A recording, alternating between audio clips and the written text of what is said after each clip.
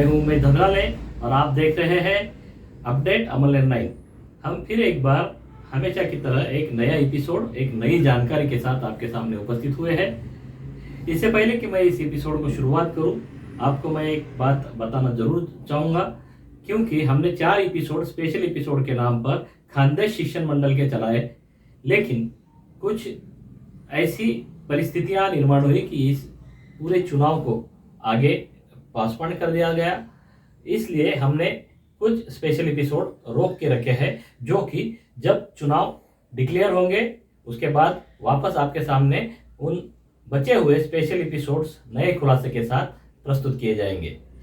तो दोस्तों, आज का एपिसोड हम एक स्पेशल एपिसोड तो नहीं कहेंगे, लेकिन आज आधिकारिक तौर पर हमारे अपडेट अमरनेर 9 की शुरुआत करने जा रहे हैं। और इस शुरुआत का जो पहला एपिसोड है, ये नमन है उन देश के स्वतंत्रता सेनानियों को जिन्होंने हमारे लिए काफ़ी कुछ कर रखा है, जिनकी वजह से आज हम खुली हवा में सांस ले पा रहे हैं।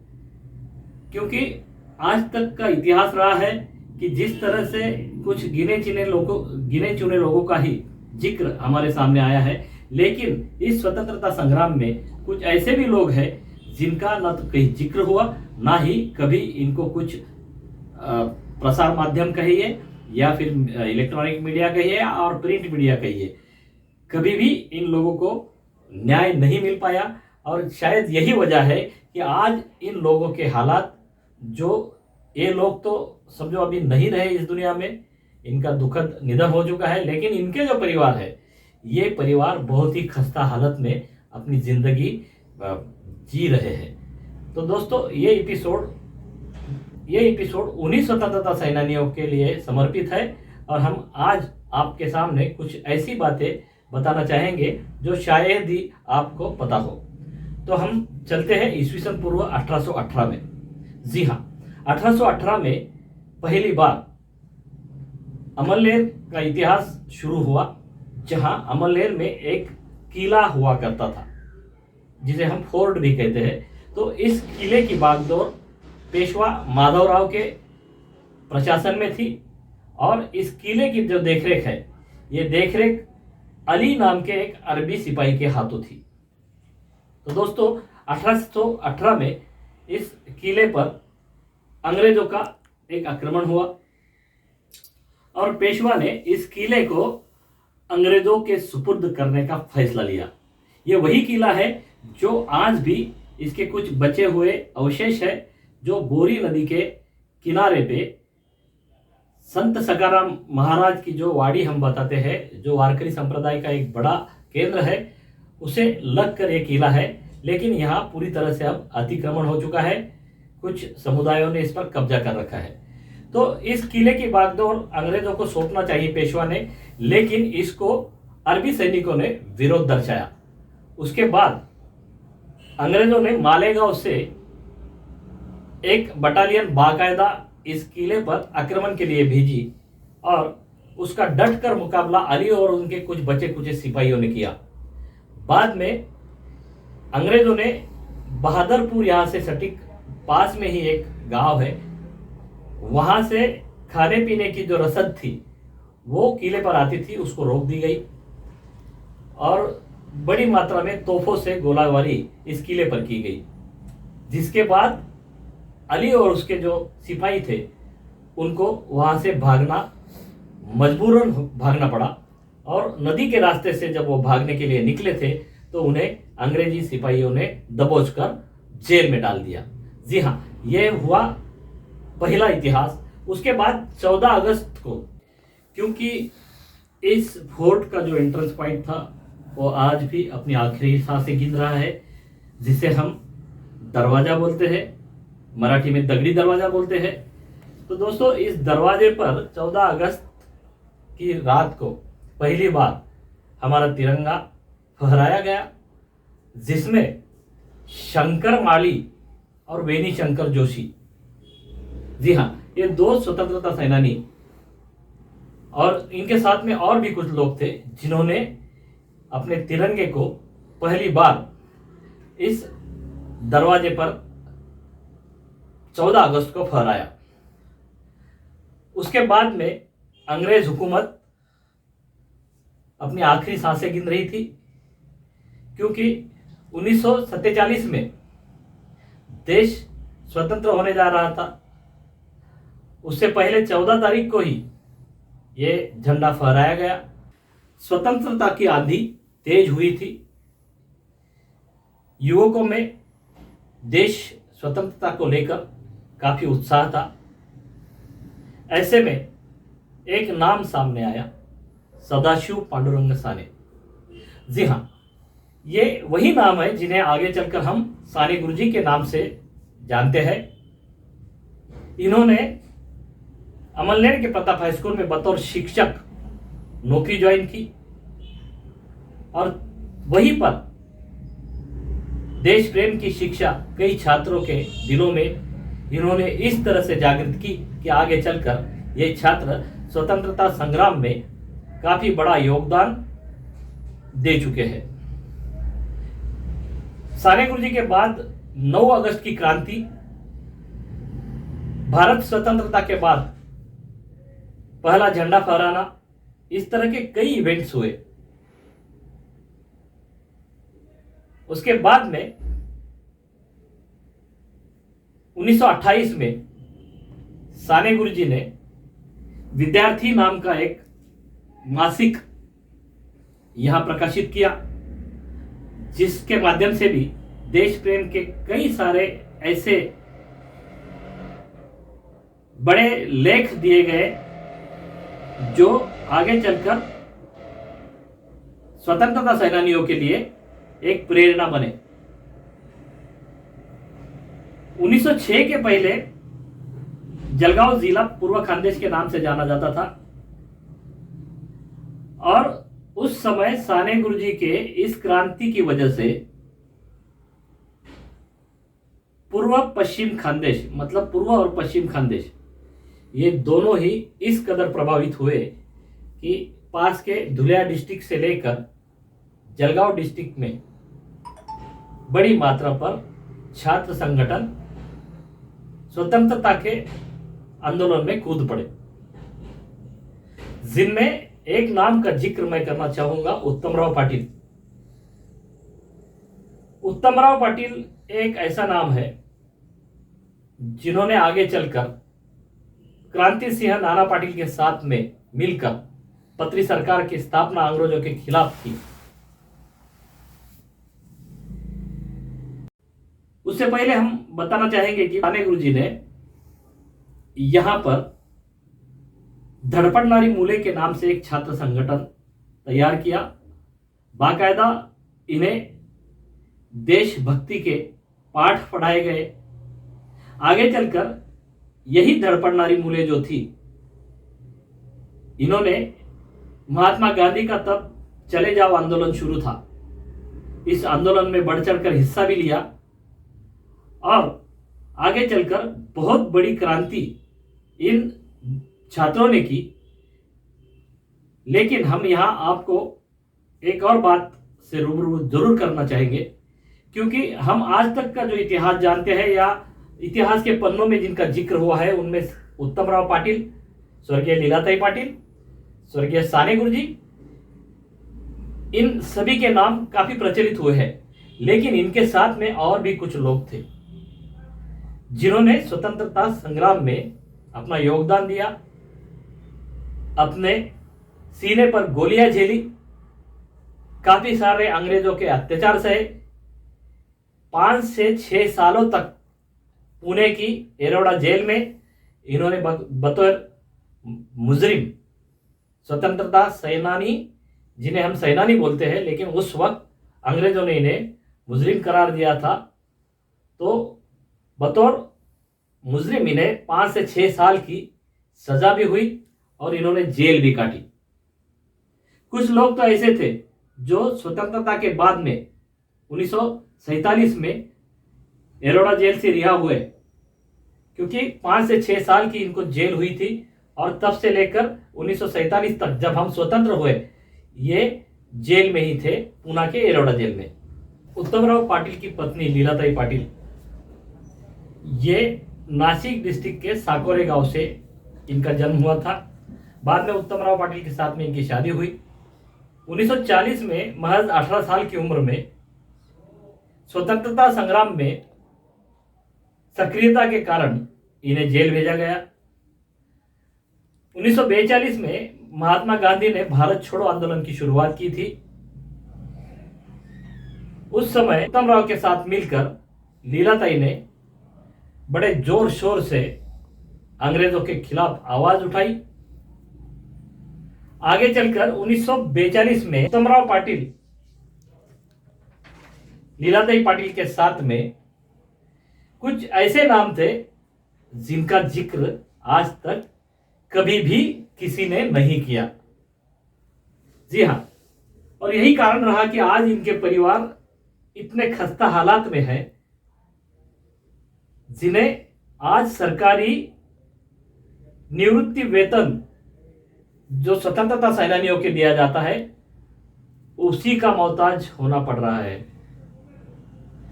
दुख भरी बात है दोस्तों। हम आधुनिक भारत की बात करते हैं, विश्व में महासत्ता होने की दावा करते हैं, लेकिन आज हमें जिन लोगों ने स्वतंत्रता की खुली हवा में जीने का अधिकार दिया, उन्हीं स्वतंत्रता सेनानियों के परिवारों पर 2 वक्त की रोटी के लिए संघर्ष करने का समय आया है। दुख होता है, ऐसे परिवारों से हम जाकर मिले, बाकायदा उनके हालात के बारे में हमने जानना चाहा, तो काफी सारी बातें ऐसी आई कि जिसे सुनकर हमारी आंखों से आंसू निकल पड़े। इनके बच्चे, कुछ लोगों ने सरकारी नौकरियां प्राप्त की जरूर, लेकिन कुछ परिवार ऐसे हैं जो आज भी उपेक्षित है और 2 वक्त की रोटी के लिए इन्हें लड़ना पड़ता है। तो हम बात कर रहे हैं 1942 की। 1942 में क्रांति के संग्राम में कूद पड़े उत्तमराव पाटिल लीलाताई पाटिल के साथ में कई ऐसे नाम थे जिनमें शंकर माड़ी एक ऐसा नाम है जो अंग्रेजों की गोलीबारी में घायल हो चुके थे। इनके पैर पर गोली लगी थी। श्रावण साड़ी नाम का एक इसमें नाम है। पंडित भावसार करके एक है। वेणी शंकर जोशी है। करीम खाटिक है। राजधर मराठे है। बाबूराव बारी है। नारायण कुंभार जो कि गोवा मुक्ति संग्राम में भी है।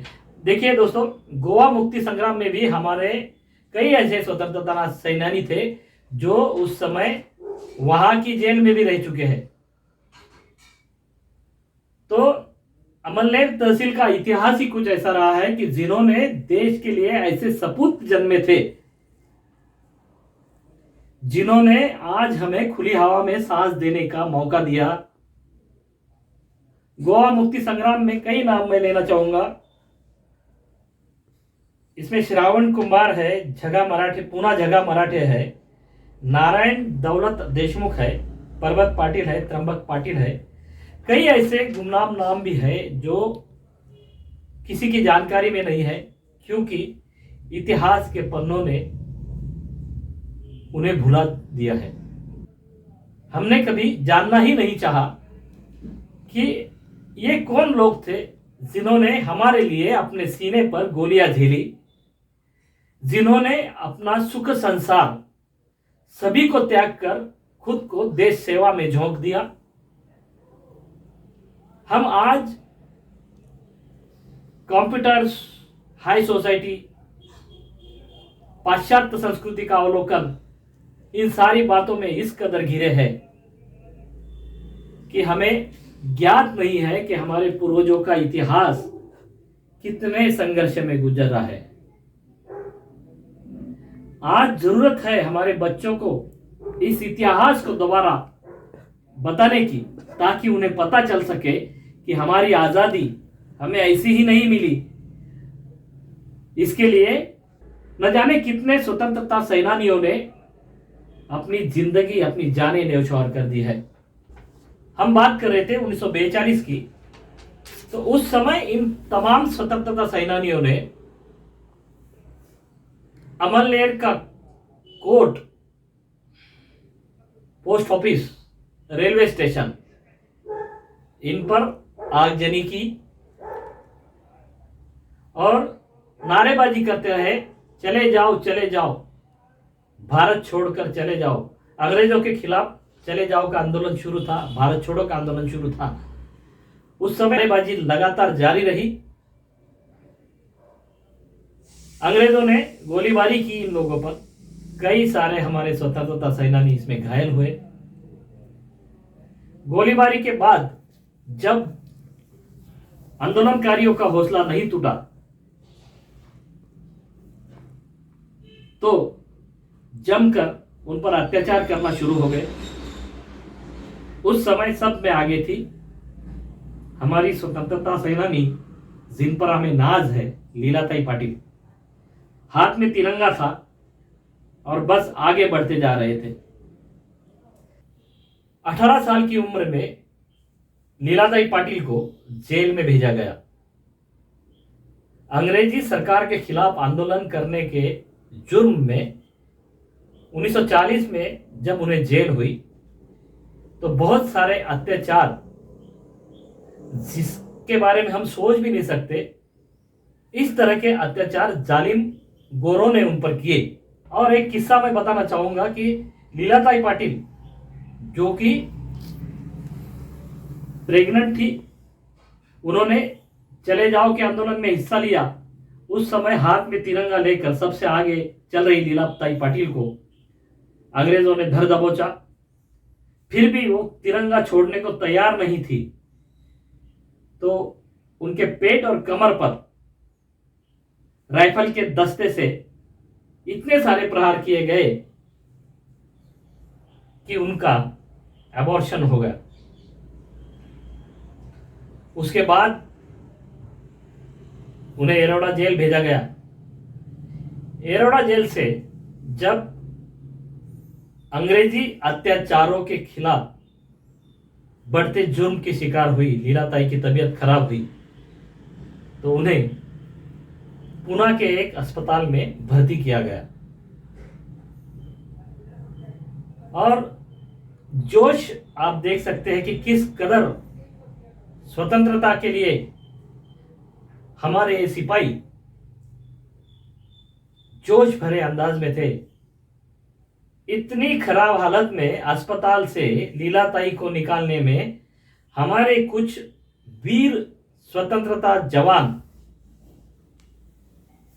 सक्सेस हो गए। आगे चलकर लीलाताई अंडरग्राउंड हो गए और दूसरे ही दिन उन्होंने और अपने आप को इस स्वतंत्रता के लड़ाई में झोंक दिया। आगे चलकर मार्शल लॉ तोड़ने के जुर्म में उत्तमराव पाटिल और उनकी पत्नी को 7-7 साल, आगजनी के लिए 7 साल और मार्शल लॉ तोड़ने के कारण 7 साल, ऐसे 14 साल की जेल हुई। उन्हें बाकायदा एरोडा जेल भेजा गया।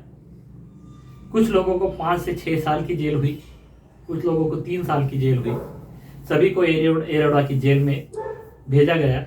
लेकिन वहां से आगे चलकर जब लीलाताई को अस्पताल भेजा गया था, वहां से वह भागने में कामयाब रही। दोस्तों, हमने हाल ही में अभी नेताजी सुभाष की, जिन्हें हम सुभाष बाबू, आदरणीय सुभाष बाबू कहते हैं, सुभाष बाबू की जयंती हमने मनाई। एक बात का जिक्र मैं यहां पर करना जरूर चाहूंगा। नेताजी सुभाष चंद्र बोस हो, महात्मा गांधी हो, सरदार पटेल हो, जिन्होंने हमें संविधान दिया, जिन्होंने हमारी घटना बनाई, जिन्होंने हमें जीने के सही हक दिए, वह महामहिम आदरणीय डॉक्टर बाबा साहेब आंबेडकर हो। कहीं ना कहीं कुछ लोगों को अगर छोड़ा जाए तो इन पर जरूर उस समय अन्याय हुआ है, ऐसा हमें लगता है। क्योंकि आगे चलकर सत्ता की जो बागडोर जिनके हाथों सौंपी गई, क्या उनका इनसे ज्यादा योगदान था? क्या उन्होंने रास्ते पर लड़ाइयां लड़ी थी? आगे चलकर ये लोग इन सभी के सिर के ऊपर जाकर बैठ गए और आज हम हमारे भारत का इतिहास, हमारे भारत की जो दशा और दिशा है वो बखूबी जानते हैं कि किस धारा में हम जा चुके हैं। क्योंकि हमारे स्वतंत्रता इतिहास में सभी जाति धर्म के लोगों का योगदान है। लोगों, इस इतिहास में सभी जाति धर्मों का योगदान है दोस्तों।